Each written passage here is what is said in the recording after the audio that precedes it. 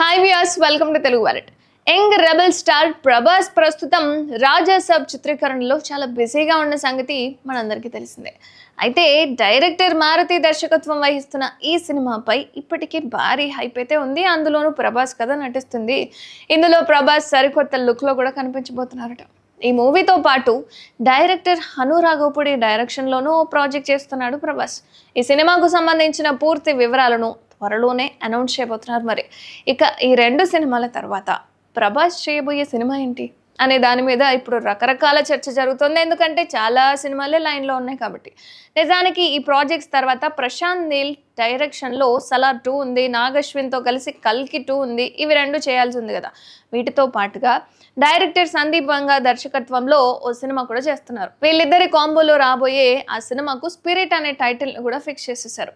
Animal సినిమాతో pan India box office వద్ద సంచలనం సృష్టించిన సందీప్ వంగా ప్రస్తుతం ప్రభాస్తో కలిసి ఓ పవర్ఫుల్ పోలీస్ యాక్షన్ డ్రామాను రూపొందించబోతున్నారు. ఇందులో ప్రభాస్ పోలీస్ అవతారంలో కనిపించబోతున్నారు. త్వరలోనే ఈ ప్రాజెక్ట్ కూడా సెట్స్ పైకి వెళ్లాల్సిందే.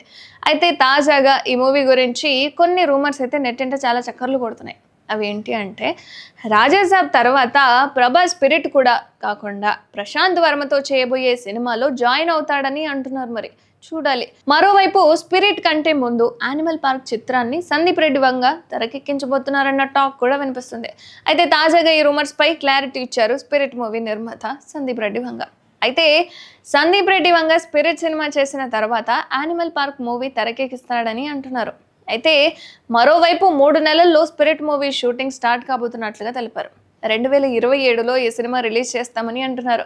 నిర్మాత భూషణ్ కుమార్ ప్రకటనలో ఫ్యాన్స్ అయితే మురిసిపోతున్నారు. మరి ప్రస్తుతం ఇటలీలో ఉన్న ప్రభాస్ ఇండియాకు తిరిగొచ్చిన తర్వాత రాజాసాబ్ మూవీ కంప్లీట్ చేయబోతున్నారన్నమాట. ఆ తర్వాత స్పిరిట్ మూవీ షూటింగ్ అయితే స్టార్ట్ కాబోతుందని హింట్ ఇవ్వకనే ఇచ్చేశారు. మరి